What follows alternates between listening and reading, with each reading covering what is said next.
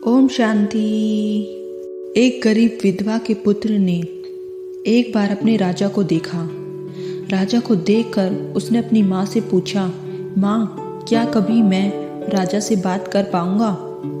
माँ हंसी और चुप रह गई। पर वह लड़का तो निश्चय कर चुका था।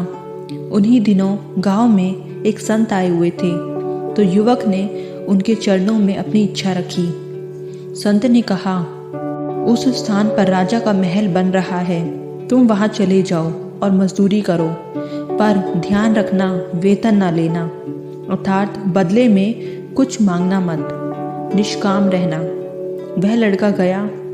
वह मेहनत दोगुनी करता पर वेतन ना लेता। एक दिन राजा निरीक्षण करने आया। उसने लड़के की लगन देखी।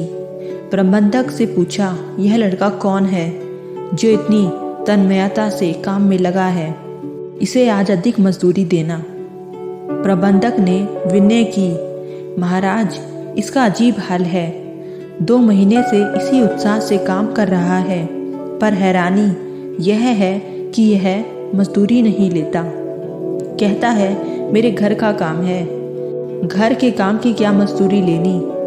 राजा ने उसे बुलाकर पूछा, बेटा, तू मजदूरी क्यों नहीं लेता? बता, तू क्या चाहता है? लड़का राजा के पैरों में गिर पड़ा और बोला, महाराज, आपके दर्शन हो गए, आपकी कृपा दृष्टि मिल गई, मुझे मेरी मजदूरी मिल गई, अब मुझे और कुछ नहीं चाहिए। राजा उसे मंत्री बनाकर अपने साथ ले गया और कुछ समय बाद अपनी इकलौती बेटी का विवाह भी उसी के साथ कर दिया। राजा का कोई पुत्र नहीं था, तो उसे ही राज्य भी सौंप दिया। अगर वह लड़का सकाम कर्म करता तो मजदूरी ही पाता, निष्काम कर्म किया तो राजा बन बैठा। यही सकाम और निष्काम कर्म के फल में भेद है। आप इस कहानी से क्या सीखते हैं? आप सिर्फ निमित्त हैं, सारा काम कोई और ही करवा रहा है। जो हो रहा है उसे होने दें, अपने आप को सिर्फ एक माध्यम समझें। किसी भी कर्म में खुद को शामिल ना करें, मतलब खुद के स्वार्थ को ना देखें। फायदा हो रहा है या नुकसान, इसका विचार मन में ना लाएं।